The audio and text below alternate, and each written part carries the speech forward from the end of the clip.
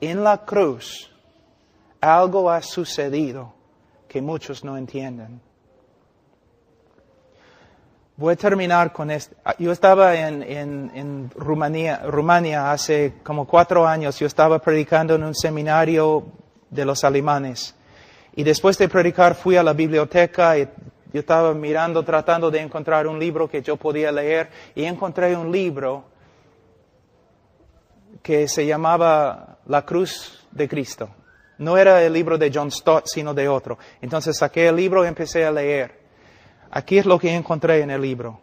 El autor dijo, Dios el Padre miró del cielo y Él observó todo el sufrimiento de Cristo en la cruz por causa de los romanos y los judíos. Él miró abajo, desde el cielo, miró a Jesús en la cruz y vio todo el castigo que Él sufrió a las manos de los romanos. Y Él consideró lo que sucedió ahí, pago por nuestro pecado. Él consideró lo que Él vio, ¿no? El pago para satisfacer su justicia. Es una mentira, es herejía. Es herejía. Cuando Cristo murió en la cruz, bueno, hermanos, ¿puedo seguir para terminar? Hermanos, ok. Vamos primero Cristo está en la cruz y Él grita, Ila, lama sabactani. Dios mío, ¿por qué me has desamparado? Ahora, fíjense, ¿qué está diciendo Jesús? ¿Quién desamparó a Jesús en la cruz? ¿Quién? El Padre. El Padre desamparó. La palabra también significa abandonó, rechazó. Es una palabra muy fuerte. Muchos predicadores dicen, Dios miró desde el cielo y miró a su Hijo y Él no podía soportar ver el sufrimiento de su Hijo y por eso simplemente no podía ver. Es una mentira, no es lo que la Escritura dice, es una mentira. La Biblia dice que Dios no podía mirar a su Hijo y desamparó a su Hijo. Dios abandonó a su Hijo. La pregunta es, ¿por qué? ¿Por qué? Vamos a Salmos 22 y vas a ver por qué. Salmos 22, versículo 1. Dios mío, ¿por qué me has desamparado? ¿Por qué estás tan lejos de mi salvación y de las palabras de mi clamor? Es su queja. Dios, ¿por qué me has desamparado? El Mesías en la cruz está clamando a Dios, ¿por qué me has desamparado? Versículo 2. Dios mío, clamo de día y no respondes, y de noche no hay para mí reposo. Da un argumento allí en versículo 4. En ti esperaron nuestros padres, esperaron y tú los libraste, clamaron a ti y fueron librados, confiaron en ti y no fueron avergonzados. Cristo está diciendo, en toda la historia de Israel, cuando un hombre justo clamó a ti, tú lo salvaste. Pero yo, tu Hijo, tu Mesías, yo clamo desde la cruz, pero me has desamparado. ¿Por qué? La respuesta, versículo 3, pero tú eres santo, versículo 6, mas yo soy gusano y no hombre. Dios desamparó a su Hijo en la cruz porque en la cruz su Hijo santísimo llegó a ser pecado, la cosa que Dios aborrece y condena. En los folletos que tenemos dice que Dios está acá y el hombre está acá y Dios no puede pasar al hombre y hay una gran separación entre los dos. Para cerrar la separación, alguien tenía que morir fuera de la presencia favorable de Dios. Alguien tenía que morir condenado de Dios. Desde el comienzo de la creación y antes de la creación, Dios el Padre, Dios el Hijo, Dios el Espíritu Santo existieron en un compañerismo absolutamente perfecto y lleno de gozo.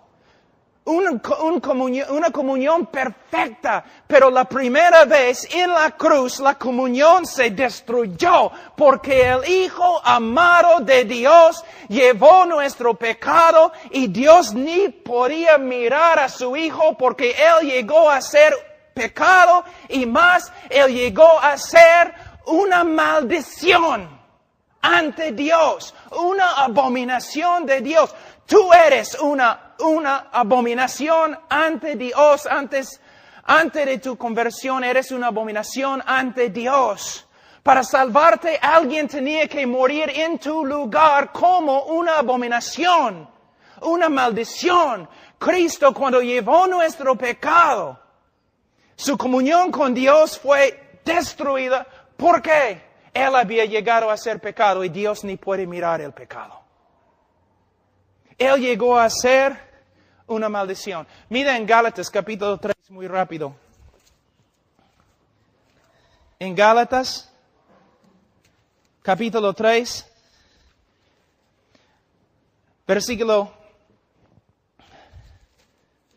Gálatas capítulo 3, versículo 10, dice: porque todos los que dependen de las obras de la ley están bajo maldición, pues escrito está: maldito todo aquel que no permaneciere en todas las cosas escritas en el libro de la ley para hacerlas. Nosotros, ¿qué dice la Biblia acerca de nosotros? Malditos.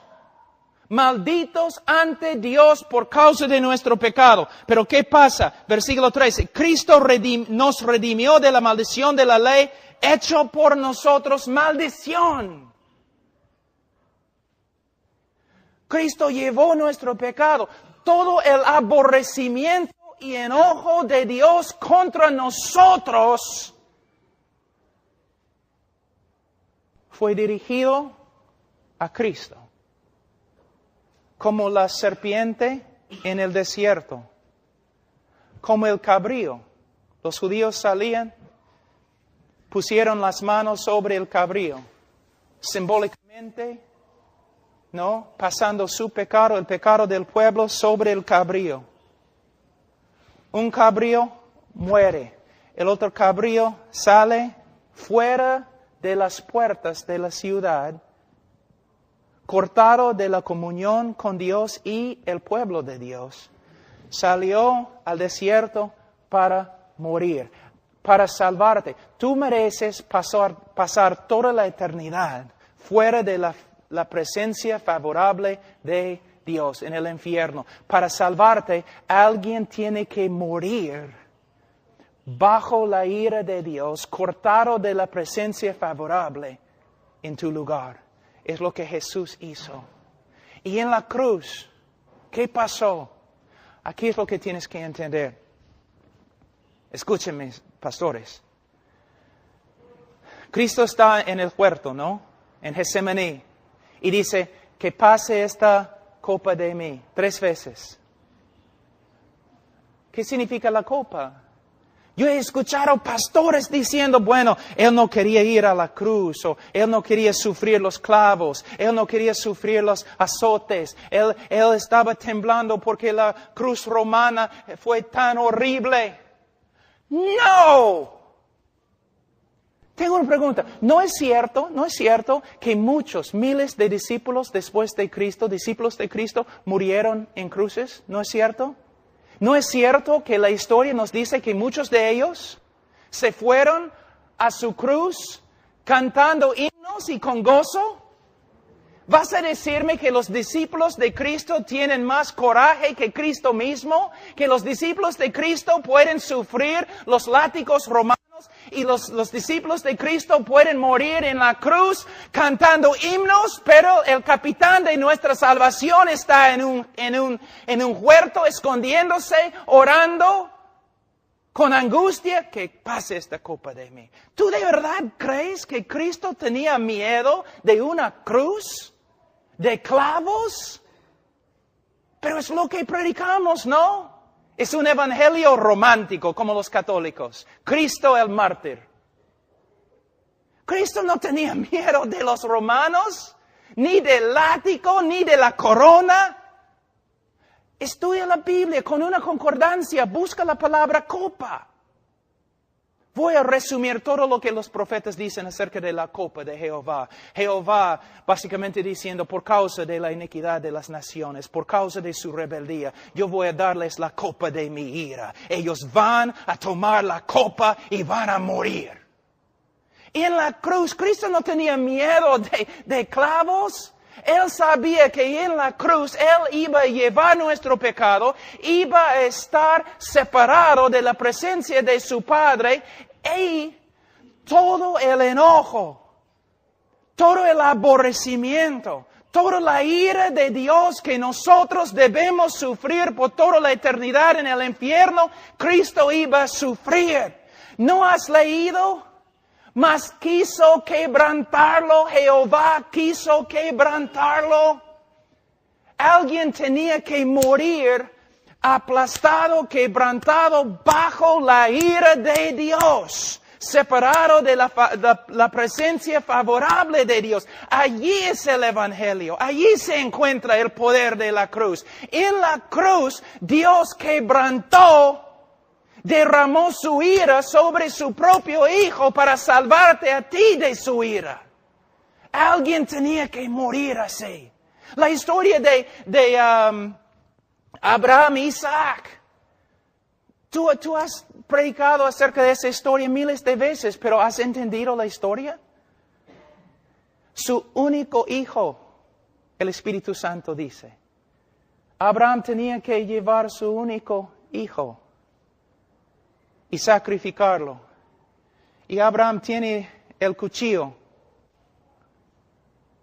Y se rinde. Va a matar a su hijo. Pero mientras está bajando la mano, Dios, ¿no? Le restringe. Agarra. No. Y tú dices, ay, qué bonito la historia. No, terminó bonito. No terminó. Fue la intermisión. ¿Intermisión? La parte intermedio, nada más. Porque miles de años después, Dios agarró el cuchillo, puso su mano sobre la cabeza de su único Hijo Jesucristo y lo mató. ¿Una vez has predicado eso? Sí, mayormente las personas en tu iglesia creen que Cristo murió mártir, que los romanos golpearon, pegaron a Jesús y siempre tú estás hablando de cómo los romanos golpearon a Jesús, cómo sufrió a las manos de los romanos, pero la iglesia no entiende, no somos salvos porque los romanos pegaron a Jesús, somos salvos porque en la cruz Él llevó nuestro pecado y toda la ira y castigo y justicia de Dios que nosotros merecemos. Todo eso cayó sobre su Hijo. Dios quebrantó a su propio Hijo. Y cuando su Hijo murió, Él satisfizo una vez para siempre la justicia de Dios. Y ahora Dios puede justificar el pecador y a la vez ser justo.